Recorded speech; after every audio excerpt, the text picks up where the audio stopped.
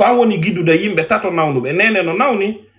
baylo no nawni lamarana no nawni ɓen non tato non hiɗan ko nawnuɓe ko an woni timmuɗon immoɗa fi tun hiɗa waɗi galle innaɗo joni an a imposay lamarana e baylo si hendike mo jemma ɗeɗɗimo no goynnima o falaka konto probléme o hettu galle ɗen innaɓe fof yoɓe yaltu en attendant géra programme on c'est comme ça qu'on fonctionne omo wonda impose de ɗo ko neɗɗo ñaaɗuɗo janngo si jemmiɗo ko nene makko ɓuranma mo a ko an wallitiɓe kono ɓiɗɗo e nene ɗum ɗon koni an ɓiɗɗo ma on si tawiɗa jogui ɓiɗɗo hande min mi immotako kam mi immi mi yaha mi haala goɗɗum mi inna ɓiɗɗo ma o yo waɗu an inna ɓiɗɗo ma o yo waɗu accay ko inni yomi waɗu kon o waɗa ko innuɗa kon obligatoire lamarana e nene mum ko complice ko gonga ko an woni e wallitade je suis d'accord mais wata yejjutu nene e ɓiɗɗo ko ni taw fuɗɗoɗo ɗon taw go'o nene e ɓiɗɗo taw hande debbo hino welda e isiraɓe mum a faami o jooɗo mo haɓa isiraɓe makko ɓengu moodi makko yiɗa mo nene makko inna mi yiɗa o debbo ka nder suudu an ɗo wallahi o accitay mo si o weldi e nene makko ɓeɗo noon na on kaaɗo woni ɓeɗo ɗiɗo ɓe o fami ɗo wona on kaaɗon on ɗon ko ka à part wonɗen e yewtude ko ka à part ka selluɓe ɓe wonɗen e yewtude yimɓe consciencieusement parlant hara sa mijitike ɓen noon si ɓe haali ɓen noon si ɓe jooɗike aynaya ɓeɗo ko ni ɓe wayi aynay ok ɗo c'est comme ça mais ɓeɗo hiɗe gandi hande go'o taw lamarana hiɗe gandi ndareno lamarana woni e yewtirde saabi Allah ndareno piiji ɗi wayi ndareno lamarana hay sa yimo anday ko neɗɗo wonɗo ko piyowo o hetti hoore makko seeɗa o fuɗɗike ñaaɗude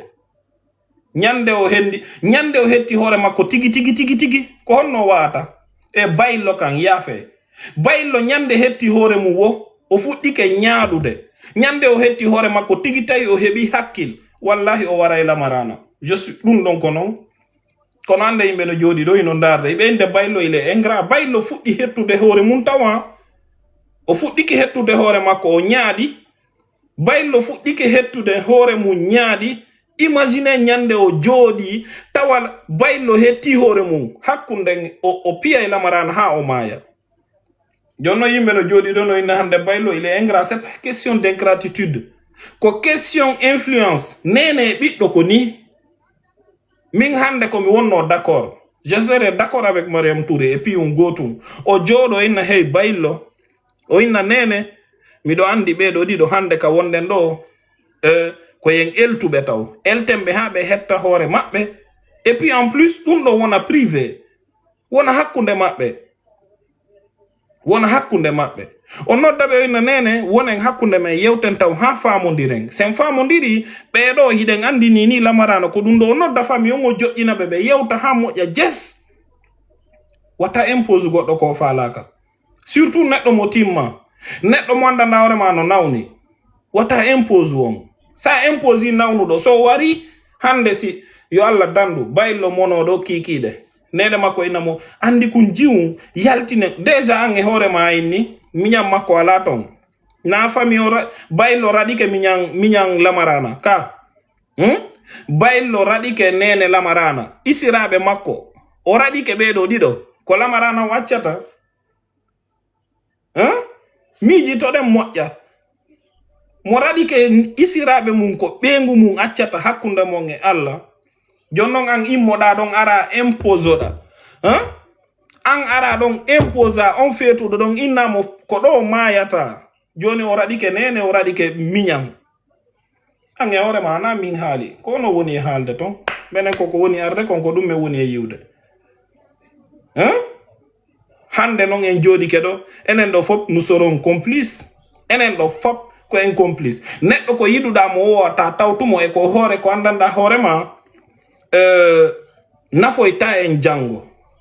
humanisme no moƴƴi par ce que neɗɗo ko noon doit wonde on est tous des humains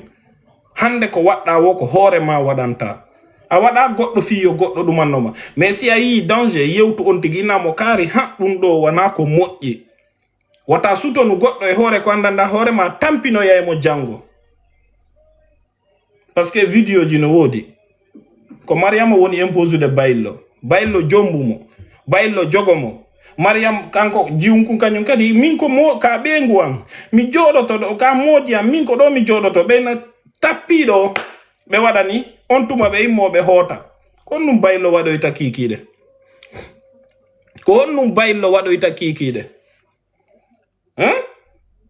handicap mental no wodi bedo dido bedo tato ko handicap mental be wodi nene naneno nene woni e yewtirde non biro en no be woni e yewtirde non anda ça ne va pas an hida nati e famille nawnube an mardo conscience on wallitobe ne les impose be mais je suis pas de cet avis wata impose nawnudo noddu cuy yewtira doy a ɗayni baylo ha o jombi o inni mi falama accitude ok ɗaɓɓu plan B a falaka yo dewgal ngal bonu je suis d'accord mais ɗaɓɓu plan B kono ginnuɗa ko ɓe nguma min ko an jombanoyi miya déjà go'o o haalnima ko an jombanoyimo ka go'o ɗum ɗon tun no doit frappude hoore hakkille maɗen ko an jombanoyimmi cela veut dire que grand jom falama retirade joni ka o falama retirade e hombo e jiwo o haalnima ko laaɓi dey ko an jombanoyimo par ce que ɗa andi hak jon noon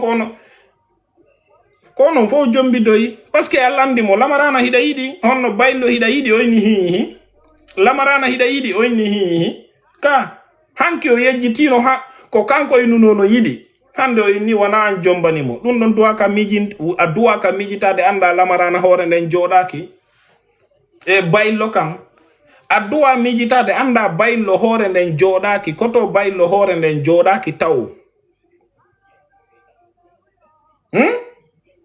o ɓornike o waɗi seleli o waɗi piiji ɗin fof o inni a jarama merci beaucoup ko jombandalan ko mi weltike ɗin vidéo ji fopp hino wodi o inni o weltike hande o joɗike yeeso ma o inni wona an jombanimmi ko an yehi jombi min mi falanoka Mariam wata créan hoorema probléme hiɗa yiɗa je suis d'accord kono hiɗa huli haalnede gonga hiɗa huli critiquede min mi critiquatama mais c'est juste alerte mi alertete woni fi janggo yo Allah dandu probléme wadde menen fof haray nous sommes responsables parce que ɗum ɗo ka fokkiti ɗo si continueri ni on risque d'avoir des gros problèmes ɗum ɗo no wawi wadde ha hay wonnoɓe ferme ONG ma on parce que ɗa impose de nawnuɗo e nawnuɗo hiɗa impose de nawnuɗo e nawnuɗo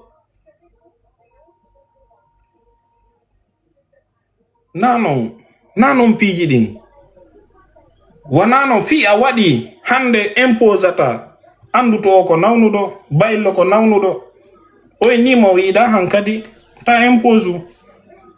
miɗo andi welata buygoy par ce que la gandi fanɓe maɓe hino ɗuuɗi je suis d'accord min komi minorité ko ni mi fotata kono konngol angol peut être waɗay woɓɓe miijito kadi seeɗa parce que hande sen jooɗi keɗo en daari ɗum ɗo baylo immi keɗo ɗeɗɗi lamarana o maayi ko homɓe heɓata probléme ko homɓe heɓata probléme ko enen heɓata probléme o inni en o yiɗamo ɗaɓɓu plan B on ko honnum baylo oy nana hiɗa yiɗi oy nana nono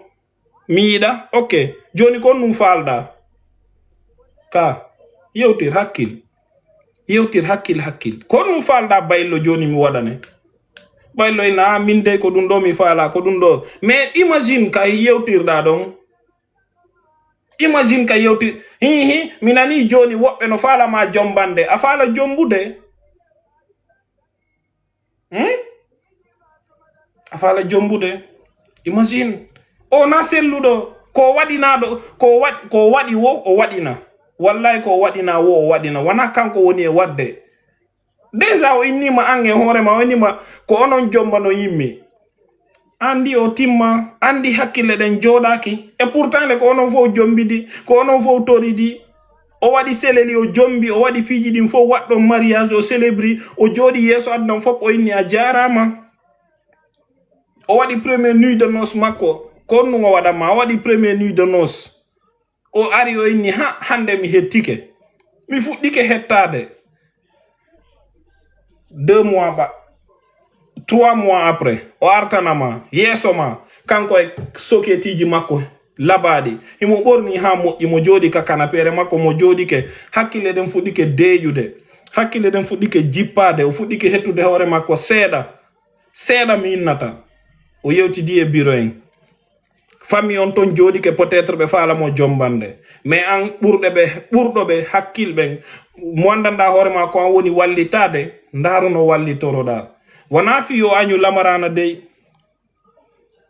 na fiyo añu lamarana mais ko yimɓe makko ɓen faalamo hettude mais waɗu plan ko yimɓe makko waɗu plan ko anno walliti je suis d'accord mais ko nene makko jibinimo kadi ko nene makko jibinimo kadi ko nene makko jibinimo wata yejjutu ɗum ɗon nene ɓiɗɗo c'est une longue histoire ko o fotata ni go arda mi anda konde tuma o nawni dey mais koko jandi arda dans sa vie nene makko ko kamɓe jibinimo 9 mois hande ɓen si ɓe innimo lamarana o daroɗo ha weeta o darato ha weeta hay simo feeti nene makko yangodi malgré son âge ko kamɓe yangodi e makko taw ɗo ya arde a wata impose lando ko honnum woni nder ton bayillo lando ko honnum bayillo ko honnum faalaɗa joni nodda nene bete kam mbayru ɓen ɗon alhamdoulillahi rabbil alamina hiɓe selli seeɗa nodda nene onon ɗiɗo tun jooɗoɗo yewton ta vidéo tawe ta goto nanu yewton en privé nene ko honnum faala ɗon joni lamarana ko honnum lamarana inni on ko honnum lamarana inni on nene ɓe inna ko ni e ni men faalira ok a anday ko honnum woni honnum a anday no ƴettitira programme ji ɗin vraiment a anday ko honno ƴettitirta mais hiɗa jooɗi téléphone ma on ni awa on nani yimɓe ɓe yalta critique lamarana feeta lamarana na kanko woni e wadde ko an woni mo yukkude ko anda kono wonɗa mo yukkirde par ce que ko feetuɗo ƴettuɗa marɗo handicap mental ƴettuɗa jonnuɗa marɗo handicap mental yiltiti kadi tawa nene kañum kadi ko nawnuɓe joni noon ko an bayillo no jogi handicap mental lamarana no jogi handicap mental nene kañum kadi hino nawni seeɗa par ce que kamɓe kadi ko tuggorɗuɓe woni e ƴettude hiɓe nawni seeɗa kamɓe kadi ko wallitede ɓe faala joni an timmu ɗon ko yar impose a nawnuɓe tato ara impose a nawnuɓe tato nawnuɓe tato imposata non c'est pas comme ça Mariam hiɗa yiɗa c'est pas comme ça ta fonctionnir non wata fonctionnir non on ne fonctionne pas avec on n'impose pas na laamu c'est juste une aide ko wal ballal landaɗa mais wata impose langandi noon welata ma haalede langandi ɗum noon c'est ko ɗum woni fo bima on a welat si a haalama tun haray hiɗa sikkude on tigi no añuma min mi añama wallahi mi añama kono mi faalama andinde ko honnum woni raison ko honnum woni honnum nawnuɗo ko ya multumo nawnuɗo ko ya yewtumo nawnuɗo ko ya ɗaynidire makko bayillo ko nawnuɗo ɗaynidire makko hanki o ininomo mo faala jombude ko kanko udditi hunduko makko inino faala hande o udditi hunduko makko o inni ko an jombano yimmi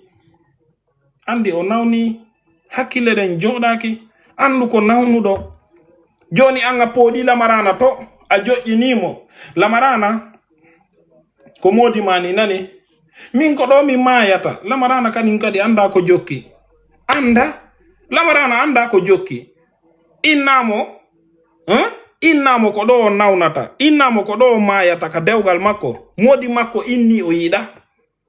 modi makko inni falaka jango si modi makko piimo walla barminimo ko hombo woni responsable ko hombo woni responsable ko menen ko an ko hombo woni responsable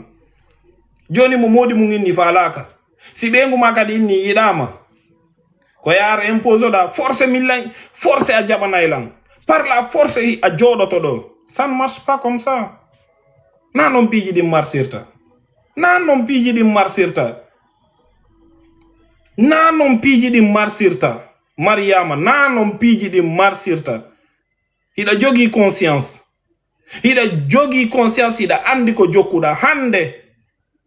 ida jomba si modi may ni accitima ko fami on jodoto yewtata mi sikki si fami on yewti si tawi wawata gasude hida hotude taw kama si artoya mi sikki odo kanko hande inni o yida anga noddi lamarana inni lamarana ko bengumani jodo do lamarana inni min ko do mi woni e mayude si baylo piimo non si baylo barminimo non si baylo barminimo non si baylo piimo non kombo jogi conséquence yimbe ben fo jodo yo ina baylo ko inconscient baylo ko ingratitude c'est pas question d'ingratitude baylo ko nawnudo baylo il est malade baylo hino nawni andi tu baylo ko nawnudo lamarana ko nawnudo biro en kambe kadi ko nawn kambe hore mabbe hibe nawni video ji madin ay ni baylo radike nene bengu mum o radike minyam bengu makko jonno hida impose de inna lamarana jodo ka dewgal ma fi yo adna welto tawa tu crées un danger parce que dun do ko danger ni danger njado wonda e créer do anda non si a halnama non peut-être tu vas amon mi anda amonoto ayay horema a weltoto min mi anda mais min ko mo angonje ko grain de sel ngomi woni wadde hala kan parce que hala kan tawan hala kan mi nanuka tapote live on partage mo s'il vous plaît